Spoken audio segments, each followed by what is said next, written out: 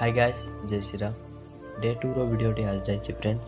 तो फ्रेंड्स आमे आज बाहरी पड़लु टूरिस्ट बस रे। प्रथमे गलु पंचमुखी हनुमान मंदिर, तापर पहुँच गलु माँ रामचंडी पीठस्थल। फ्रेंड्स तृतीय रे चंद्रभागा, तापर कोणार्क आसीगलु। फ्रेंड्स आपण को गोटे क्वेश्चन, कोणार्क रो मुंडी किए मारथिले कमेंट रे जणांतु।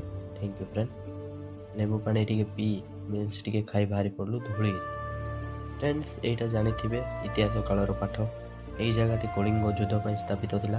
यार निर्माता थे अशोक।